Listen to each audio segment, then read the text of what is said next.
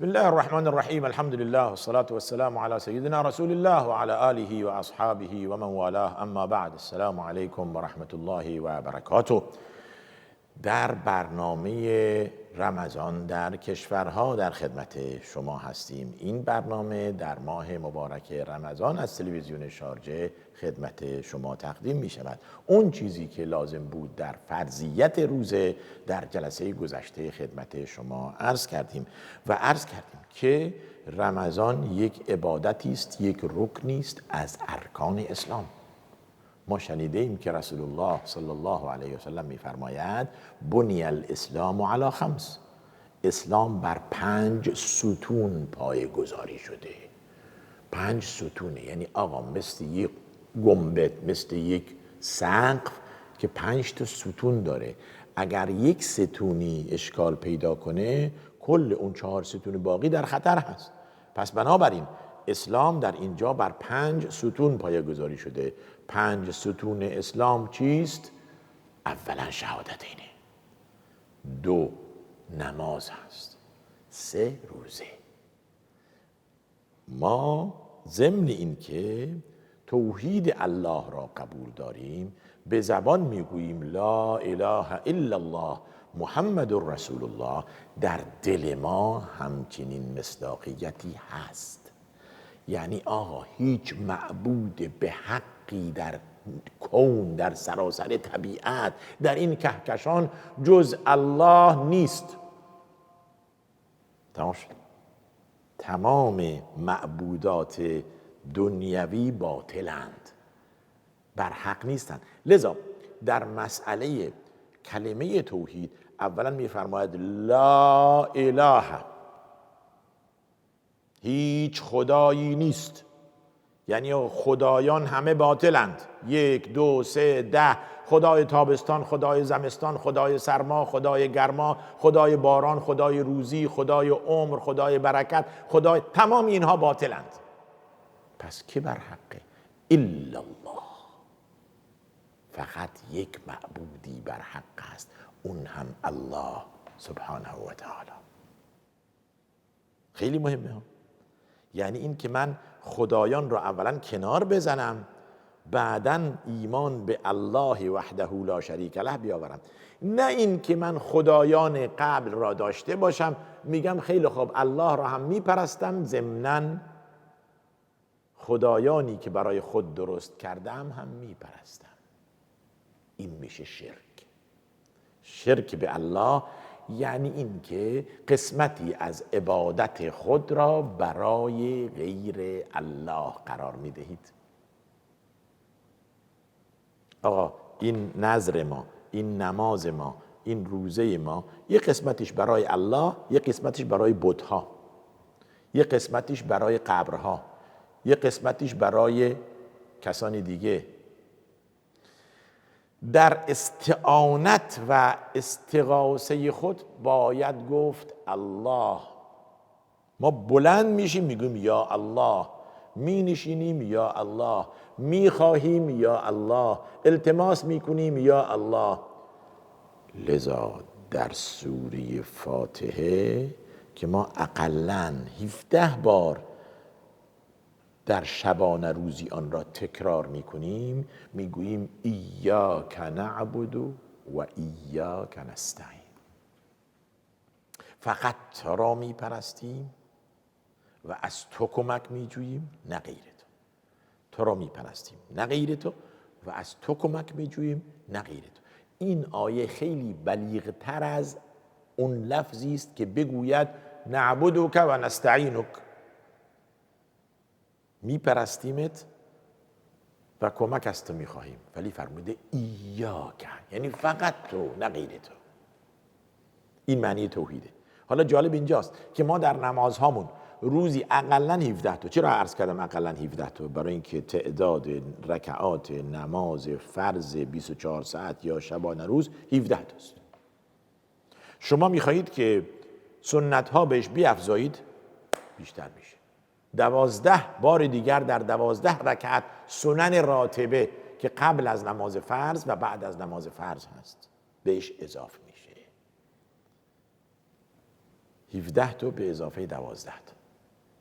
پس بنابراین اون چیزی که ما تکرار میکنیم ایاک نعبد و ایاک نستعین، این معقول نیست که ما شب و روز داریم تکرار میکنیم بعد میرویم مثلا نظر خود را برای غیر الله قرار میدیم، استعانت و استغاثت خود را برای غیر الله قرار میدیم، از غیر الله میخواهیم به عنوان اینکه حلال مشکله.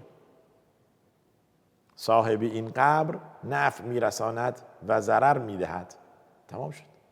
اگر معتقد باشی که صاحب این قبر به تو نفعی میرساند یا ضرری به متوجه تو میکند، شما صفتی به این قبر داده اید که باید به خدا بدهید.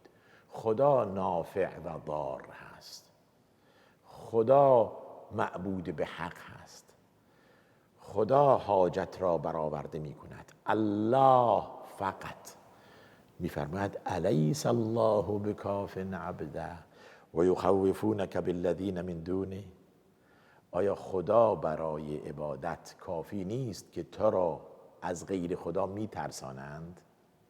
از غیر خدا میترسانند یعنی چی؟ یعنی آقا این پسر سید هست، این پسر شیخ هست، این پسر فلان انسان بزرگی است، این قبر انسان بزرگی است. اگر شما از این نخواستید ممکنه دچار مشکل بشوید. وقتی که به ایشون میگویید که شما مگر قبر پرستید یا الله پرست، میگوید آقا ما الله پرستیم ولی این قبر را واسطه قرار میدیم بین خودمون و الله. میخوام در رابطه با توحید درس کنم. واسطه قرار دادن شیئی یا قبری بین خود و الله دقیقاً مساوی شدید با مشرکین صدر اسلام. در آیه 3 سوره زمر زمانی که خداوند می‌فرماید که فاعبد الله مخلصا له الدین الا لله الدین الخالص والذین اتخذوا من دونه اولیاء ما نعبدهم الا لیقربونا الی الله زلفا.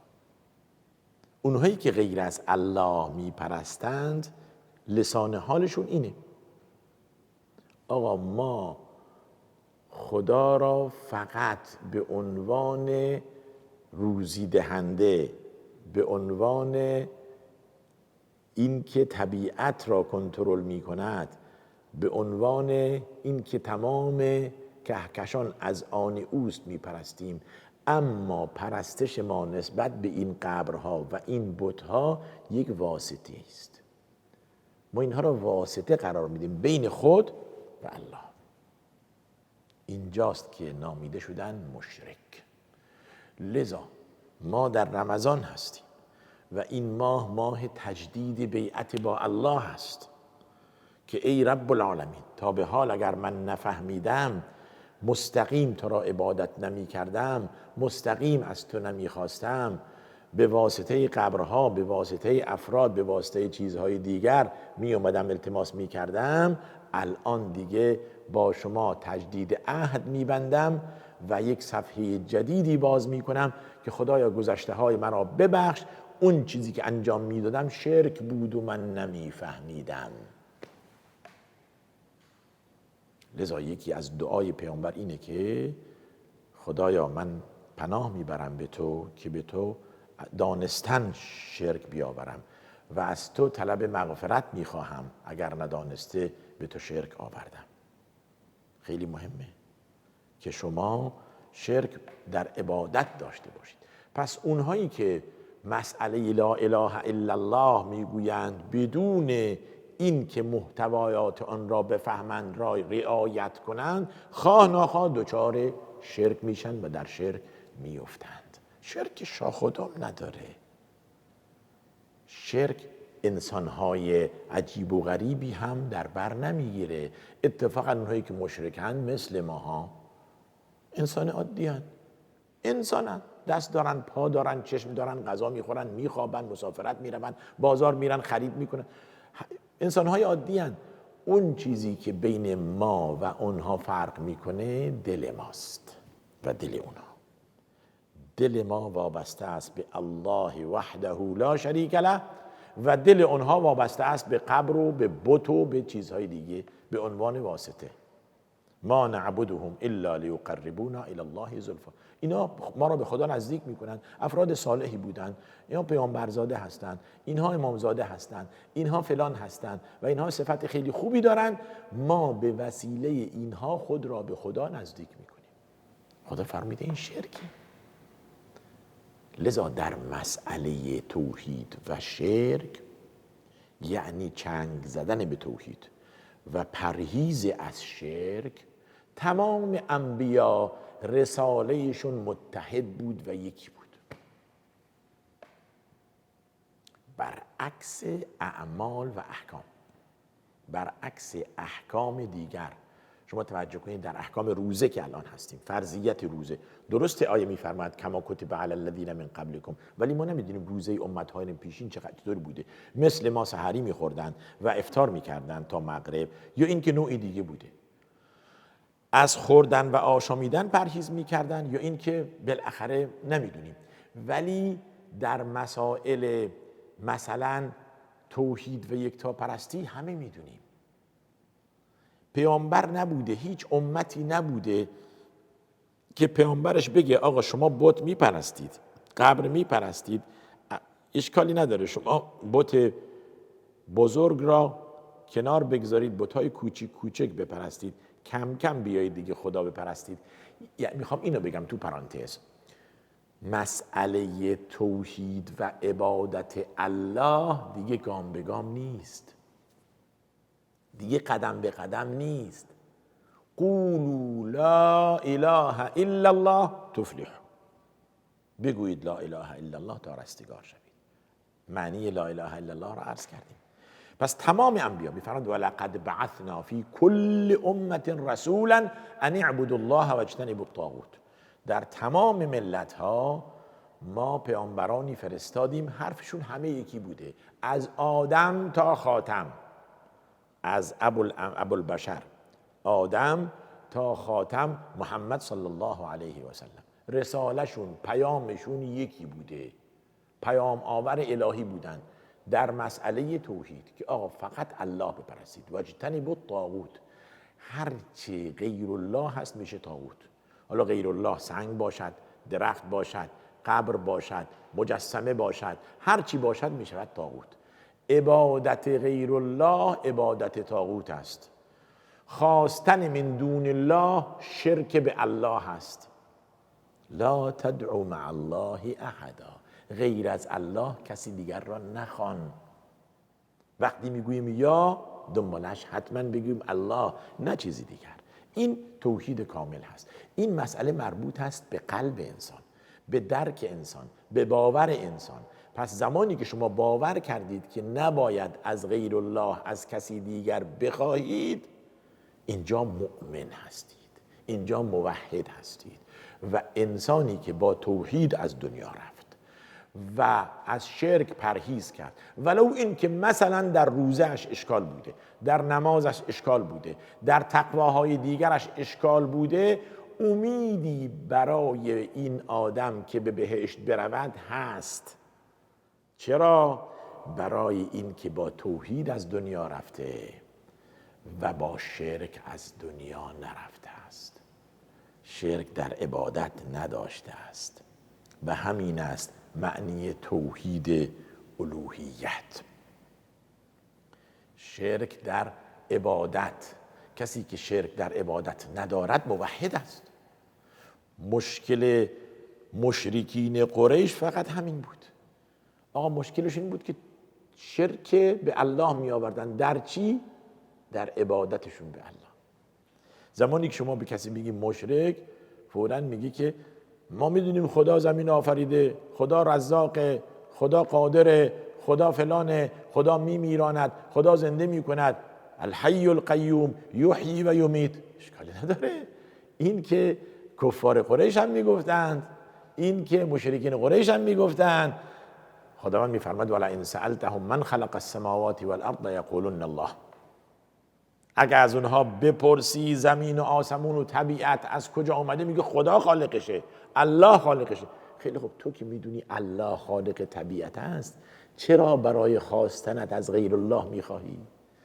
چرا از غیر الله طلب میکنی؟ چرا غیر الله را میخوانی؟ لا تدعو، نخوان، لا تدعو مع الله احد. در سوره جن داریم و ان المساجد لله فلا تدعو مع الله احد.